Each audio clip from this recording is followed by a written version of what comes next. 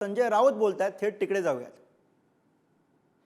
मोदी यही चेहरा था बीजेपी का अब तक 10 साल। मोदी है तो मुमकिन है, मोदी की सब गारंटी है, सब गारंटी लोगों ने खत्म कर दी। आप स्वीकार तो करो कि हम हार गए हैं। बीजेपी को बहुमत नहीं मिला है भाई। बहुमत का जो आंकड़ा है वो आंकड़ा मैं उनको बता दूंगा। उनको 235 240 सीटें कुछ मिली है, मैं देखे नहीं है क्या ये बहुमत है। कल से मैं देख रहा हूं एनडीए की सरकार लाने जा रहे थे मोदी की सरकार। मोदी जी की सरकार लाने की बात हो रही थी ना, तो मोदी जी की सरकार कहां है?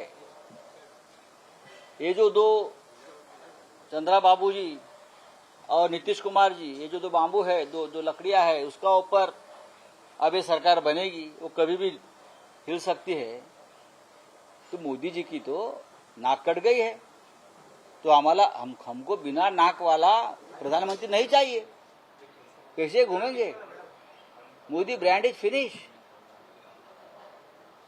अभी ईडी, सीबीआई, इनकम टैक्स, ये तो बहुमत नहीं, जितना लाना था उतना ला दिया ईडी सीबीआई ने।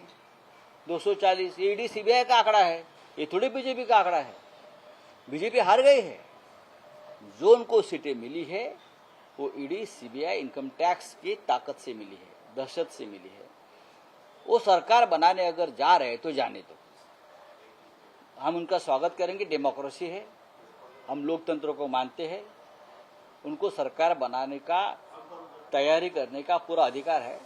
लेकिन हमारे पास भी आंकड़ा है,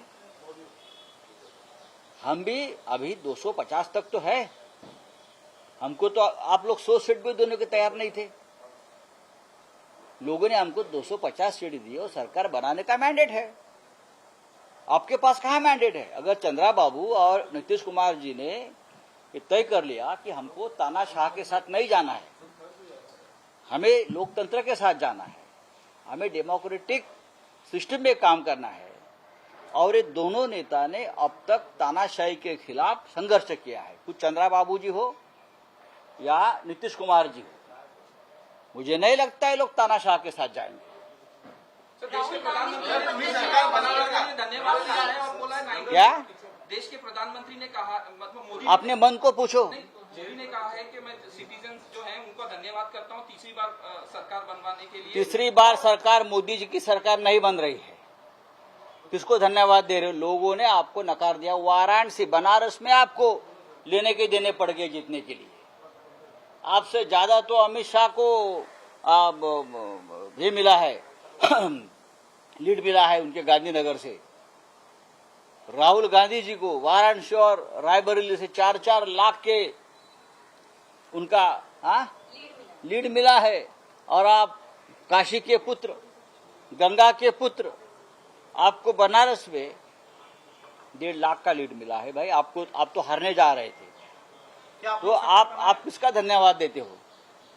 लोगों ने इंडिया आघाड़ी को जिताया है। बेसिकली ये आपका नैतिक पराजय आपका हुआ है, आपको स्वीकार करना चाहिए। पहले ये आप मान्य करो कि मैं मनुष्य हूं, मैं भगवान नहीं हूं। लोगों ने मुझे भी हराया है। आप स्वीकार करो कि मैं मनुष्य हूं, मैं भगवान नहीं हूं।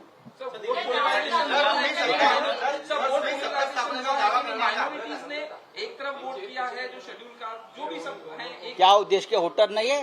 वो देश के सिटीजन नहीं है? वो देश के नागरिक नहीं है? संविधान बचाने के लिए और इस देश में जो तानाशाही चल रही थी, ईडी, सीबीआई, इनकम टैक्स का जो दहशत, टेररिज्म चल रहा है, उसके खिलाफ अगर देश की जनता ने आवाज उठाया है अपने मत के अधिकार के माध्यम से, तो क्या उसको आप कंडेम करेंगे? हमको वोट मिला है और हम उनका स्वागत करते हैं, हम उनके आभारी हैं।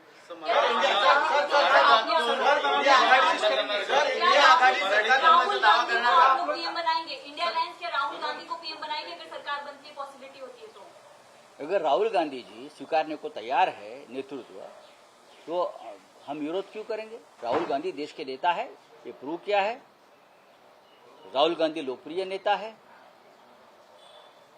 देश की जनता ने उनको स्वीकारा है।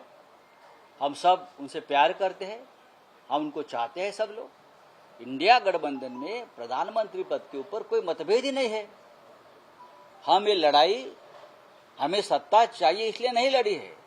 हम लड़ाई संविधान की रक्षा के लिए, लोकतंत्र की रक्षा के लिए, ये जो तानाशाही चल रही है, east India company in the bracket Gujarat, उनकी तानाशाही लूटमार चल रही है, उसके खिलाफ ये लड़ाई है। लोगों ने हमको वोट दिया है।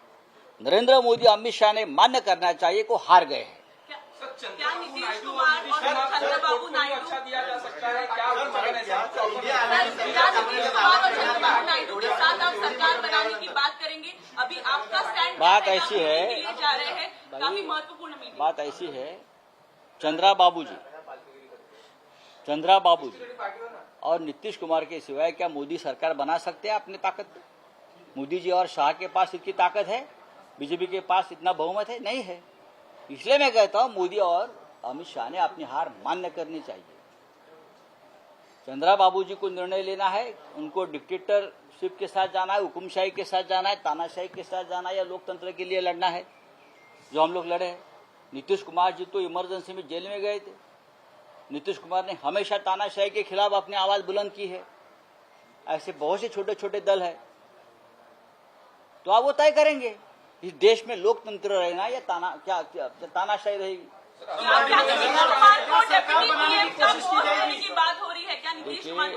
बात ऐसी है, किसी को क्या देना है, क्या करना है, ये आप चर्चा का विषय नहीं है।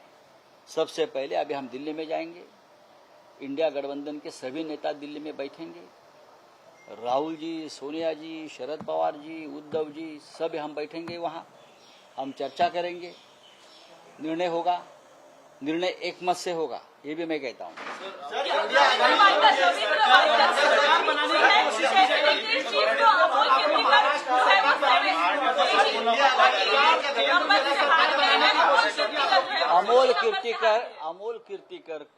अमोल कीर्तिकर हारे नहीं है, उनकी जीत हो गई, लेकिन वो जीत की चोरी कर गई।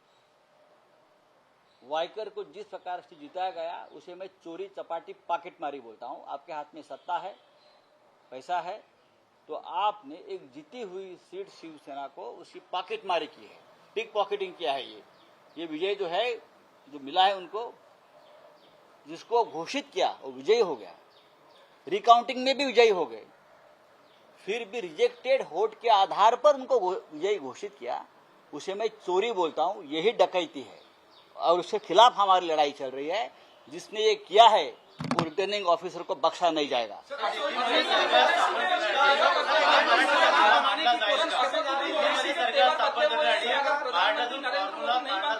किसी और को सपोर्ट कर सकते हैं, असदुद्दीन ओवैसी ने कहा है हम सपोर्ट करेंगे। सभी की एक भूमिका है।